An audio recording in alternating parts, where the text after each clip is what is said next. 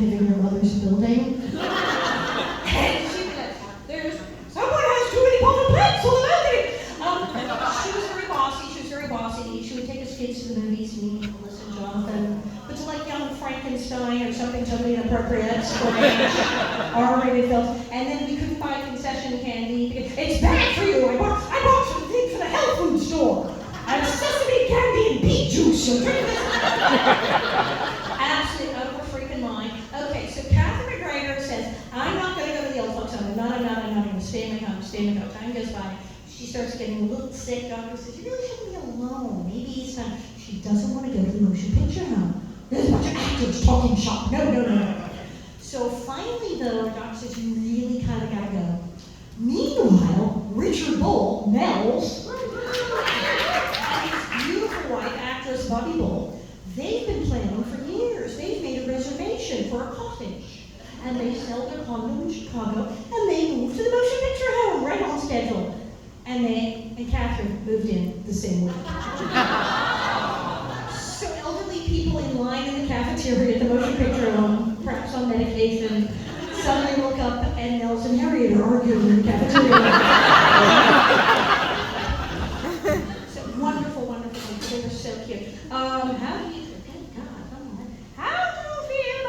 feel about the town being blown up? Okay, that was a little intense.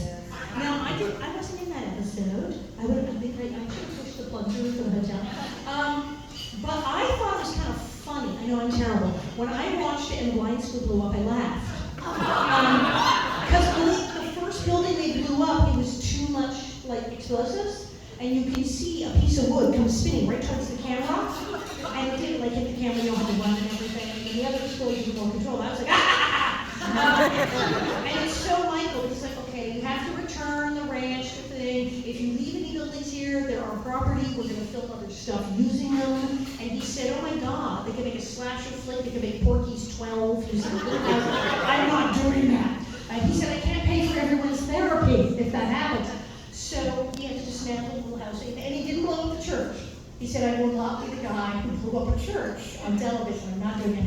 And he took those apart, and the little house was sent to Stan Ivar's house. He's got it like in a shack in the back, in a shed. But they blew up most of the cast. I know Charlotte on Miss Beale. She said, I will never watch that episode. They won't watch it. It's too upsetting. It's really weird. This is like a director. What is being a child star like now versus the 70s and 80s? Oh, right, and how with social media. Thank Christ! Melissa Cooper and I grew up when there was no social media. Because we were with TMZ now? Oh, we would scream. TMZ, back in the day, had the National Enquirer. But it took days to put together the National Enquirer. So if you fucked up, they would call. They put the paper fed Thursday night. They would call. You'd have days for your publicist to talk them out of running a picture of you drunk in an alley. It was a diabetic seizure. She's fine. Run the picture. They would make something and you could get out of it. You could talk to TMZ. It's seconds. You hit the ground. That picture is up on the internet. So I don't know. It's very hard.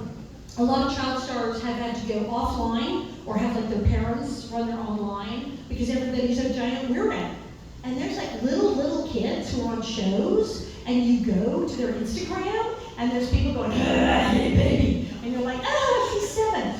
So yeah, people are awful, and so I don't know. Oh my God, if I was a teenager today, I don't know how I do it. The internet is just it's a hellscape. Terrifying. What is your favorite episode? Down the hill, Lucia. Did your little house money pay for all your therapy? Yes. It literally, because I, hit the wall, early 20s, where you go, what am I doing? Most people are getting out of college and they're going, oh my fuck, what am I doing? And in my case, I've been on the show since I was 12, and I'm like, oh my God, who am I? And I went, oh, I can go to therapy, I have money, shit, yeah. And so it was like, well, how did it? Pay for my braces and my therapy. I can smile for 2 reasons. Is it true that Michael Landon drank liquor and said, yes, he put booze in the coffee cup. He put booze in the coffee cup without coffee. So the crew would drink kind of all day, and then at the end of the day, they put the boards up on top horses and open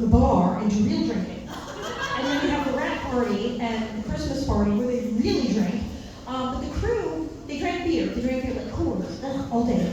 And I remember the best boy, Husho, saying, Husho, literally they called him Husho, he always had a ride to work because he wasn't allowed to drive anymore.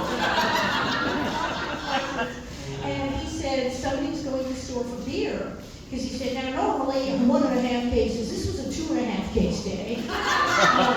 But if we get down to 1 case, we have to run out and get more beer. Because if we run out of beer, this whole production comes to a grinding home.